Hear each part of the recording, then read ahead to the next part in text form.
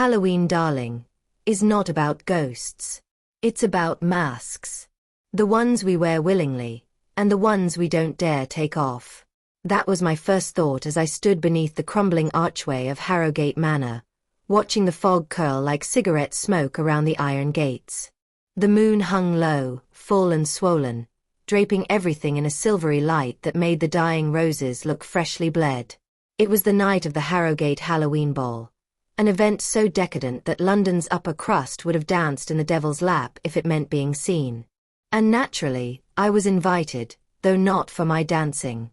I'm Phryne Fisher, detective, scandal in heels, and possibly the only woman in London wearing a backless silk gown to a crime scene.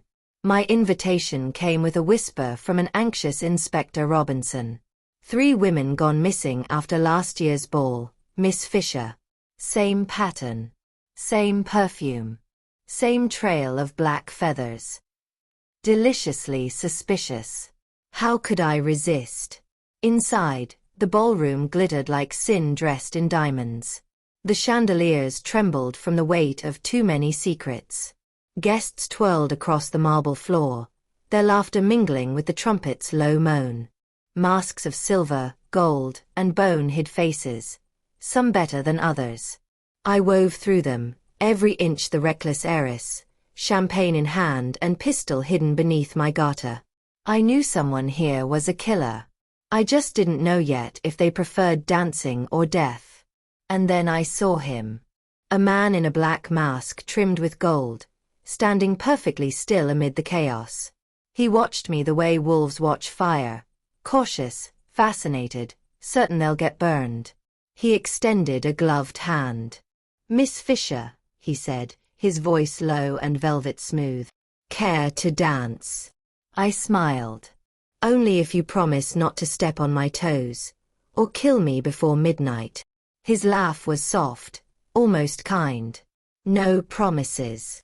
We danced beneath the chandeliers as if the world had narrowed to music and danger.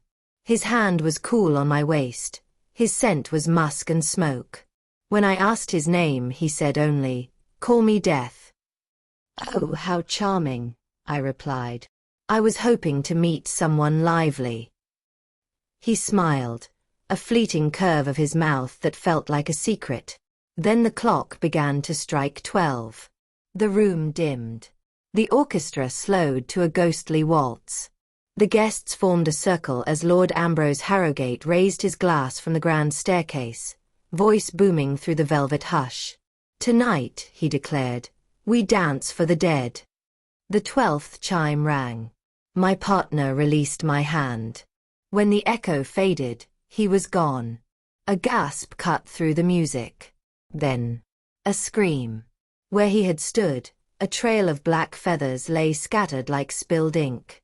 A faint perfume of violets and something darker, blood perhaps, hung in the air. "Good heavens," murmured someone. The orchestra faltered. I stepped forward, kneeling to examine the feathers. Still warm. Fresh. And then, drip. A drop of red landed on my wrist. I looked up, and my blood went cold. From the chandelier above, suspended in glittering crystal, hung a woman's body. Her gown torn, her mask shattered, a single black feather pinned neatly to her throat. The crowd erupted. Screams. Shattering glass. And through it all, I caught sight of Lord Harrogate, his champagne flute still in hand, smiling faintly as if death were an old acquaintance. He met my gaze. "Miss Fisher," he said, perfectly calm, "I do hope you enjoyed the waltz." I raised my glass in reply, the corners of my lips curling. "Oh, immensely, Lord Harrogate. But I must say, your parties have dreadful endings." By morning, Harrogate Manor was crawling with police and gossip. The victim had no name. The masked man, Death himself, had vanished into the fog. But I still had his calling card. One black feather, caught in the hem of my gown. It shimmered faintly in the morning light, and as I tucked it into my clutch, I smiled to myself. The game was on. And this time, I intended to lead the dance. Enjoyed the prologue? If you'd waltz through the fog with Phryne again, subscribe or leave a comment below with your favorite line. And I'll take you deeper into the mystery in the next chapter. Chapter 1. The Feather and the Lie. Harrowgate Manor, the morning after. The dead are very inconsiderate, you know. They never wait for daylight to make a scene. By the time the police arrived, the manor looked like a crime painted by Degas, graceful chaos in silk and champagne stains. The grand chandelier still trembled from the night's horror, and the scent of violets lingered in the air like a whisper that refused to die. I'd been awake for hours, of course. Sleep is for the innocent, and I had a black feather to examine. It lay across my vanity now, slick and iridescent, glinting blue at the edges. It was no ordinary feather, raven perhaps, but coated with something oily. Perfume. Poison. Secrets. "Miss Fisher," came a voice behind me, rich with frustration and tea breath. Inspector Jack Robinson filled the doorway, looking exactly like a man who'd been dragged from bed too early and into my company far too often. His hat was askew. His mustache bristled. "Good morning, Jack," I said sweetly. "You look dreadful." "Tea." He scowled. "You promised me, Phryne. No meddling." "Darling, I never promise not to meddle," I replied, lifting the feather with my gloved fingers. "That's like asking a cat not to chase string." Jack sighed. "You're not the police. You can't contaminate evidence." "Evidence?" I smiled. "Then you admit it's a murder, not an unfortunate chandelier mishap." He rubbed his temples. "I admit nothing except that you give me ulcers." The ballroom had been transformed overnight. Where laughter had reigned, now there were chalk lines and flashbulbs. The body had been removed, leaving behind a pale imprint on the marble floor, like the ghost of a waltz step. Lord Ambrose Harrowgate stood near the staircase, dressed immaculately in morning black, though his expression was the same as last night, composed, faintly amused, and terribly wrong. "Miss Fisher," he greeted as if I were an after-dinner mint, not a menace. "Terrible business." "Indeed," I said. "Someone should teach your guests that hanging women from chandeliers is terribly gauche." A twitch at the corner of his mouth. "I suppose you think me responsible?" "Oh, I never think, Lord Harrowgate. I observe. And I observed plenty." His cufflink bore a faint smear of blood. His right hand trembled slightly. And when his eyes strayed to the ceiling, they didn't linger on the spot where the woman had hung, but on the balcony above. "Interesting." Jack approached, notebook in hand. "Name of the deceased is Eleanor Vance, age 24. No next of kin on record, but she's been seen at several society parties this season." "Alive, I hope," I murmured. He shot me a look. Her face was difficult to identify. Mask was fused to the skin. Possibly acid. I tapped my chin. So she wasn't merely killed.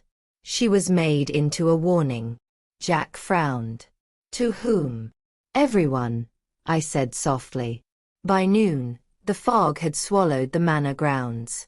The remaining guests had been corralled into the library. Dozens of masks, now unmasked, revealing faces pale and tight with gossip. I drifted among them like a social butterfly with a razor under her wing. That's the trick, you see. People underestimate a woman in pearls. Especially when she asks the right questions between compliments. Lady Mabel Fawcett, society widow with a fondness for gin, leaned close. Eleanor was having an affair, you know, with someone important. Political. Married. I arched a brow. How deliciously vague. Did she wear black feathers to their trysts as well? Mabel's painted lips trembled. They say she believed in curses. That she danced with the same masked man every year. Said he was her fate. Fate, I murmured. Such a convenient name for bad decisions. Later, I slipped away to the upstairs balcony. The servants were whispering about ghosts, and I never ignore a good haunting. The balustrade was dusted with footprints, men's shoes, expensive ones, polished recently. A faint smear of blood marred the marble. The view overlooked the chandelier directly. Someone had been watching when Eleanor died. And then I saw it, a single black feather, wedged between the railing and the wall. My heart quickened. I reached for it carefully, and froze. There, scratched faintly into the stone beneath it, were words. She dances for the dead. The letters were jagged, hurried, fresh. I straightened slowly, the feather clutched in my hand, and glanced toward the corridor. A shadow moved, tall, fluid, gone before I could speak. "Jack," I called softly into the emptiness. But it wasn't Jack who answered.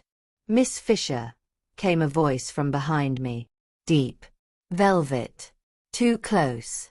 I spun, heart hammering. A man stood in the doorway, face hidden behind a half-mask of black and gold. My masked partner from last night. "I was wondering," he said, stepping closer, "if you'd saved me a dance." I should have screamed. Instead, I smiled. "Oh, darling," I said, drawing the small pistol from my clutch. "You're late." He smiled back, slow and dangerous. The dead never hurry. And then he vanished into the fog. Chapter 2.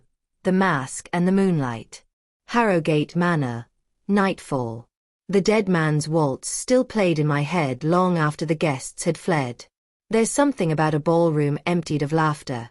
It holds its breath, waiting for the next tragedy. By dusk, Harrogate Manor had changed faces again. The police had gone. The servants whispered of quitting. And Lord Ambrose, pale as candle smoke, had retreated to his study with a decanter and his grief.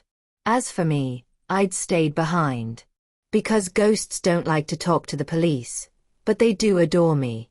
The moon had risen, sharp and clean over the fog-choked lawns. I stood at the balcony where I'd seen the message scratched into stone. "She dances for the dead." It was still there, faintly glimmering under the moonlight. The feather I'd found earlier lay on my open palm, its edges blackened like the end of a burnt letter. A lover's curse, a killer's calling card, or both. Behind me, footsteps creaked. "Phryne, what the devil are you doing out here?" Jack's voice cut through the night like a badly tuned trumpet. I turned, offering him a cigarette. "Ghost hunting, naturally." He exhaled, frustrated. "You're supposed to leave when I say the case is under police control." "Oh, darling," I smiled, lighting my cigarette. "You say that about every case. And yet, here I am." Jack's jaw clenched. "That man from last night, your mysterious dance partner. Did you get a name?" "He called himself Death." Jack groaned. "Wonderful. You're flirting with a lunatic." I blew out smoke, watching it curl into the night. Wouldn't be the first time. We searched the ballroom again together, this time by lamplight. The servants had scrubbed away the blood, but some things linger beyond soap and water. "Look," Jack said, crouching near the spot where the body had hung.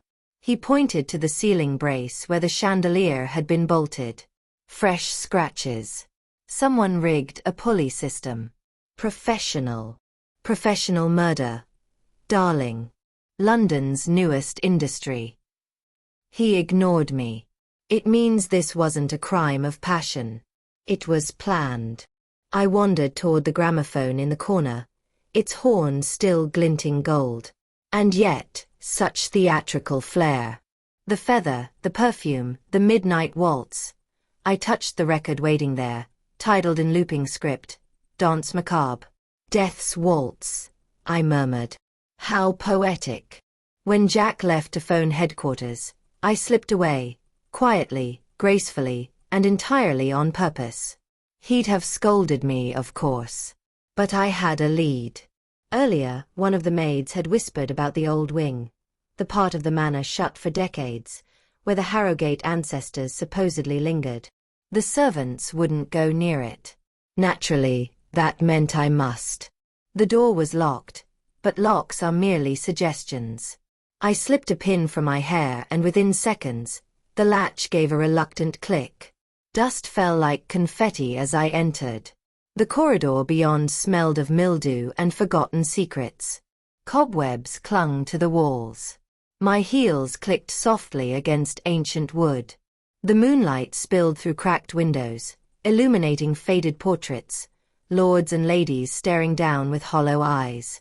At the end of the hall, a door stood slightly ajar. I pushed it open. The room beyond was a study, or had been once.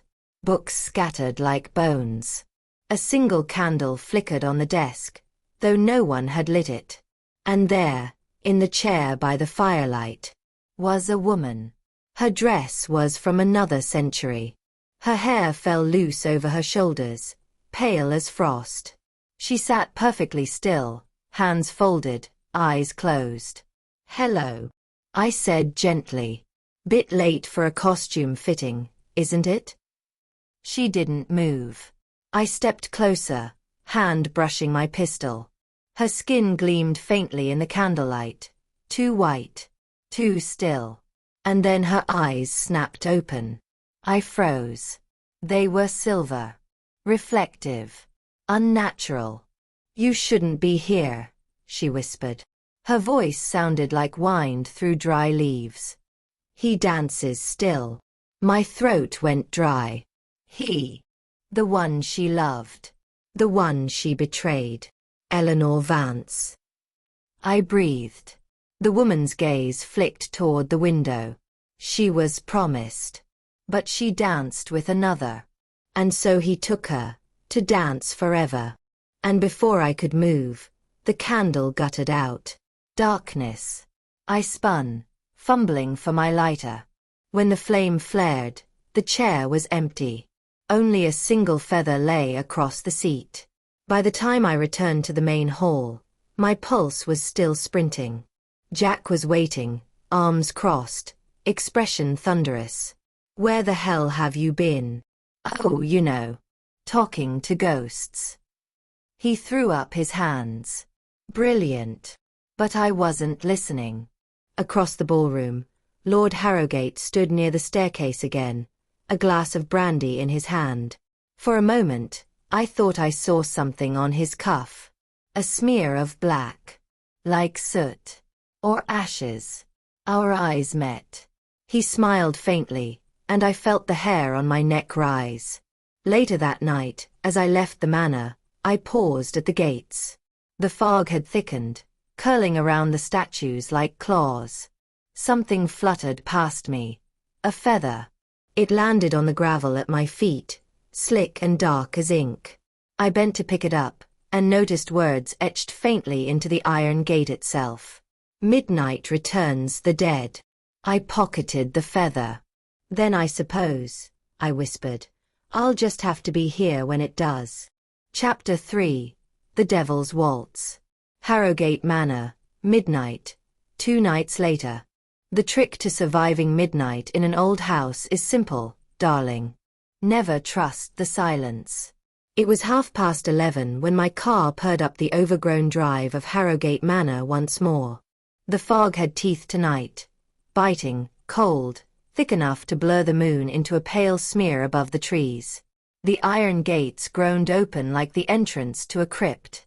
Inside the manor, everything waited. The ballroom doors were closed, the chandeliers dark, the marble gleaming faintly as if it remembered blood. I'd been warned, of course. Jack had pleaded, Lord Harrogate had protested, even Dot had muttered something about spirits and scents. But I've never been one to obey warnings. Especially not when the warning is wearing a tuxedo and a smirk. I slipped through the grand corridor, heels clicking softly. Every portrait seemed to watch. Every mirror breathed frost. I could feel it, the air trembling just slightly, as if someone else was breathing beside me. When I reached the ballroom, The doors were unlocked. I pushed them open. Music floated out. Faint, distorted, but unmistakable. The Danse Macabre. The same record that had played on the night Eleanor Vance died. The gramophone spun by itself, needle dragging softly over the vinyl. I crossed the floor slowly, hand hovering near my pistol, heart drumming in time with the violins. Then I saw her. A woman stood near the chandelier's shadow. Pale gown. Hair like moonlight. For a heartbeat, I thought it was Eleanor again, alive. Eleanor. I whispered. She turned. Not Eleanor. It was the woman from the old wing, the ghost in the candlelight. Her silver eyes glowed faintly in the dark. He waits, she said softly. He always waits for the dance to end. Who waits? The air shifted behind me. I spun. And froze. The masked man stood there, black and gold, just as before. Only this time, he wasn't smiling. You shouldn't have come back, he said. My dear, I replied. I rarely do what I should. He took a step closer. The moonlight caught the edge of his mask, glinting gold across his cheekbone. His presence was magnetic, unsettling, something between desire and danger. Eleanor danced with me once, he said quietly. She wanted forever. She got it. She wanted to live, I countered. You gave her a grave with better lighting. His jaw tightened. You think me her killer. I think you're the only man who calls himself death at a party and means it. He chuckled, low and bitter. Clever, Miss Fisher. But cleverness won't save you. Who says I need saving? He took another step. I could see his eyes now, dark as obsidian through the mask. Because tonight, you take her place. Before I could reply, the doors slammed shut. The chandeliers blazed to life with a hiss. The gramophone swelled, the violins screeching into a frenzied waltz. And then, he moved. He caught my wrist, spun me sharply into his arms. The dance began. I struggled once instinctively, but his grip was firm, almost desperate. His breath brushed my ear as we turned across the marble. Every year, he whispered, the curse demands a dance. One life to feed the house. One to keep it from crumbling. How terribly old-fashioned, I said, forcing lightness into my tone even as my pulse thundered. I prefer my curses without choreography. He laughed softly, a sound like a sigh. You mock what you don't understand.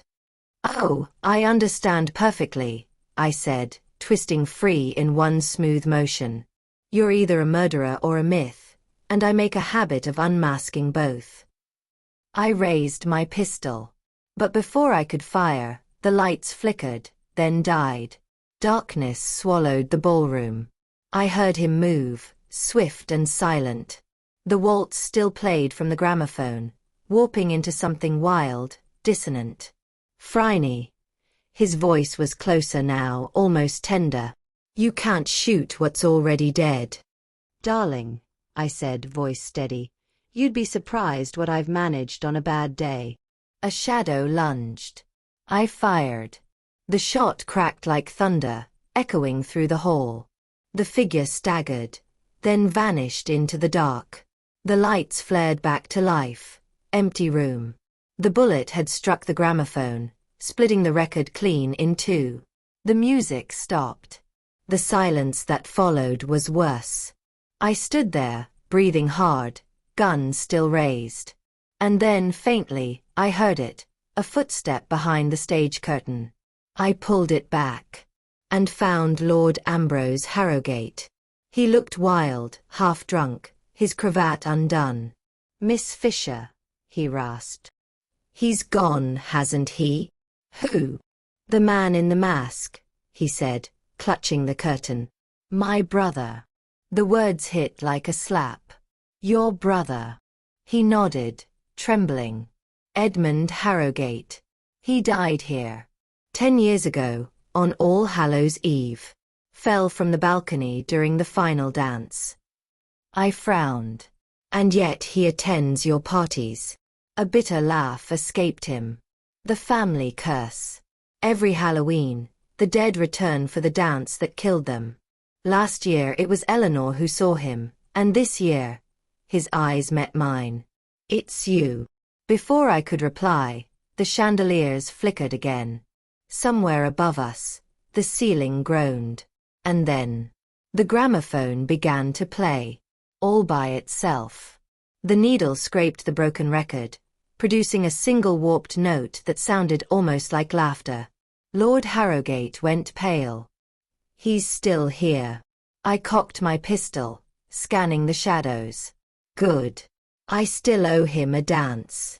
Chapter 4. The Bride in the Mirror. Harrowgate Manor, 1:07 a.m. The manor was awake. Not in the ordinary, domestic sense. No servants, no clinking china. No, this was the sort of wakefulness that makes old beams groan and the air taste of iron. Jack Robinson, of course, arrived just as the floorboards began to whisper. He had that look, jaw set, coat still wet with rain, every inch the man who'd rather arrest the supernatural than acknowledge it existed. I told you not to come back here alone, he muttered. You did, I said, stepping over a fallen candlestick, and yet the manor didn't listen either. He gave a humorless laugh. So what have you got for me this time? A ghost with a pistol. Don't be ridiculous, Jack. Ghosts prefer daggers. They're more traditional. We searched the east corridor together, the one that led to the private chapel. Moonlight spilled through the tall windows, slicing the dust into pale ribbons. The portraits along the wall were different tonight. I'd swear they'd shifted, faces angled toward us, eyes brighter, smiles thinner. One, a young woman in bridal white, seemed to shimmer when the light touched her veil. That's her. Lord Harrowgate's voice trembled behind us. He'd followed, clutching a half-empty decanter like a talisman. My brother's fiancée. Eleanor's great-aunt.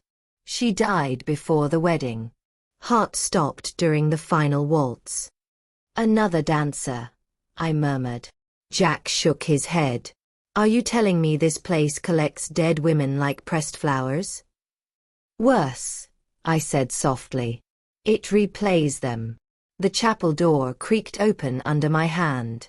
The air inside was icy, almost wet. Candles burned in the alcoves though no one had lit them.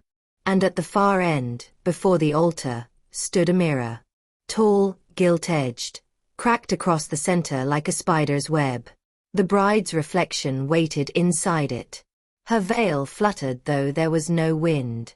Her eyes, silver again, endless, met mine through the glass. Jack whispered, "Tell me I'm seeing this." "Only if you promise not to faint," I said. She lifted one gloved hand, pressing it to the mirror's inner surface. The glass rippled like water. I felt a pull in my chest, like someone had hooked a thread around my heart and tugged. "She's beckoning," I breathed. Jack grabbed my arm. "Phryne, don't." "Darling," I said, stepping forward. "You've known me how long?" "Of course I will." My palm met the mirror. The cold hit like an ocean. For a moment, the world blurred, candles flared, air twisted, and then I wasn't in the chapel anymore. I stood in the ballroom again, but it wasn't ruined and silent now. It was alive. Brilliant. Gold light, champagne, laughter. The clock struck midnight. And at the center of it all, under the chandeliers, the bride danced with her groom, Lord Edmund Harrowgate. Alive. Beautiful. And watching them from the edge of the crowd, another woman, Eleanor. Jealousy burned in her eyes like a fuse. When the bride turned toward her, smiling, Eleanor's expression hardened. She reached into her gown, withdrew something small, a pendant, and dropped it into the wine bowl. The music faltered. The bride swayed once, twice, and collapsed. The guests screamed. The groom caught her as she fell, blood blooming on her lips. Then, blackness. I gasped and stumbled backward. Jack caught me before I hit the floor. The mirror had gone still again. "What did you see?" he demanded. I swallowed hard. "Murder." Before the curse began. Lord Harrowgate's voice broke. "My family. We never knew how she died. We thought it was her heart." "It was her heart," I said quietly, "just not in the way you think. Poison. Envy. And an oath made in blood." I touched the glass again. Beneath the crack, a faint inscription gleamed, words carved into the frame. "Until the dance is finished." We left the chapel in silence. In the corridor, the air was thicker now, shimmering faintly like heat haze. Somewhere deep within the manor, a violin began to play, the same melody, the danse macabre. Jack muttered, "Please tell me that's the gramophone." "Afraid not," I said. "That's the bride's song." The sound grew louder, closer. A shadow passed across the far end of the hall. Tall, masculine, head bowed. Edmund. The dead groom. Lord Harrowgate backed away, white-faced. "He's come for her. For all of them." I stepped forward. "No, he's come for the truth." The figure stopped 10 feet from me. His eyes were not eyes at all, just hollow light. In his hand he held a single black feather. He extended it. When I took it, the air shifted. The portraits along the walls began to whisper, their voices overlapping, pleading, weeping, warning. And then he spoke. "End it." I glanced down. The feather had turned to ash in my palm. When I looked up again, the groom was gone. Only the echo of the violin remained, growing distant, fainter, until it faded into nothing. Jack stared at the empty corridor. "That's it. He shows up, hands you bird dust, and disappears." "Darling," I said, brushing ash from my gloves, "in this family, that counts as progress." Lord Harrowgate sank to his knees, whispering something like a prayer. "It's not over. Midnight tomorrow, the anniversary of the first death.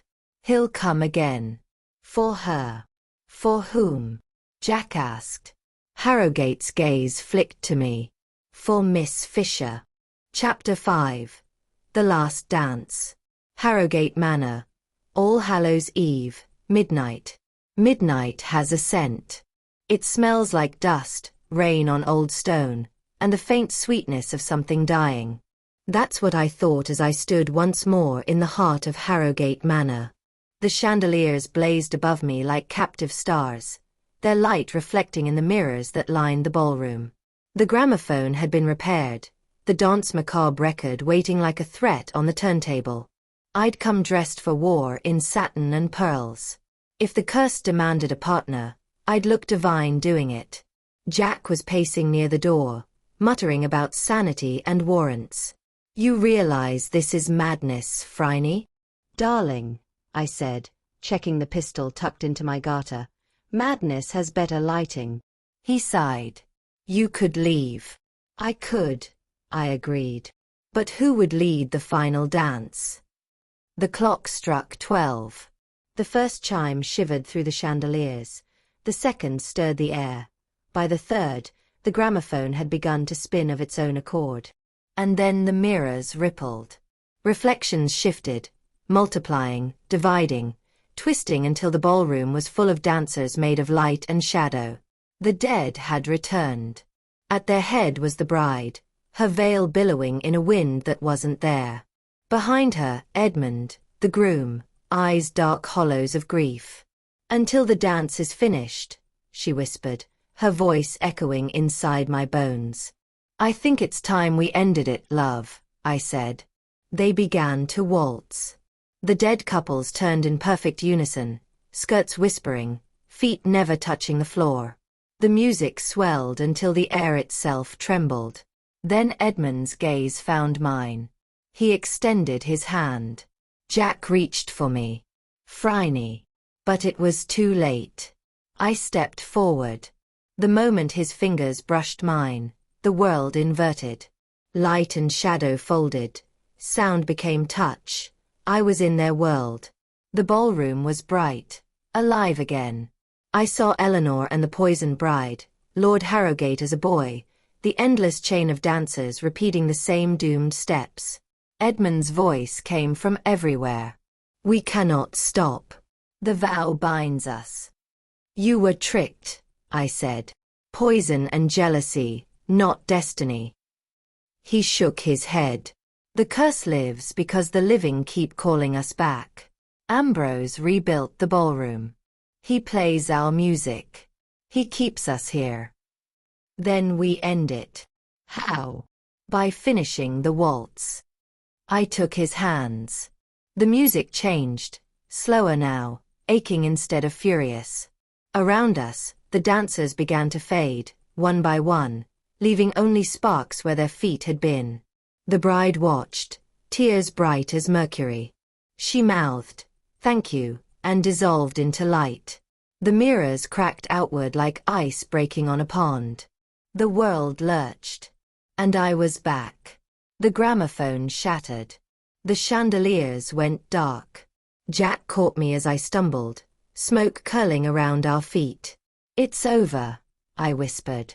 Lord Ambrose stood at the edge of the room, face streaked with tears and dust. "Is it?" From the far wall, the great mirror gave one final sigh and collapsed into glittering ruin. The last note of the waltz faded into silence. I smiled faintly. Now it is. Dawn crept through broken windows. The manor looked smaller in daylight, stripped of its illusions. Jack leaned against the doorframe, exhausted and amused. "You danced with death and lived," he said. "I always make sure to lead," I replied. He handed me a feather, black, singed at the edges. "Souvenir." "Proof," I said, tucking it into my clutch, "that sometimes the dead just need a good partner." That evening, London moved on. Newspapers spoke of structural collapse, gas leaks, hysteria. Nothing about curses, ghosts, or the detective who waltzed them into peace. But every Halloween, when the clock strikes 12, I still hear a faint violin under the city noise. And I can't help smiling. After all, darlings, some dances never truly end. Dawn crept through broken glass, turning the last of Harrowgate's dust to gold. The curse was broken. The dead were quiet again. I leaned against the window, the faint smell of violets still clinging to the air. Jack was asleep in an armchair, hat over his eyes. I'd given him my shawl. He'd pretended not to notice. On the marble floor lay one last black feather, glinting softly. I picked it up and smiled. "You kept your promise," I whispered to the empty room. "The dance is finished." Outside, the fog was lifting. The world was already forgetting the manor, the bodies, the ghosts. But I knew better. Some waltzes never end, they just wait for the right song to begin again. As I stepped out into the pale morning, I left Harrowgate behind, but not its secrets. And if you're still listening, darling, perhaps you'd like to hear the next one. London is full of dark corners and velvet lies, and I've never been able to resist a mystery. Or a rose with thorns. If you enjoyed this tale of love, death, and a dance with destiny, subscribe to Mysteries and Roses for more haunting mysteries, elegant detectives, and gothic romance that lingers long after the last page turns. Tell me in the comments below. Would you have taken death's hand for one last dance? Subscribe, like, share the mystery with someone who loves danger dressed in pearls.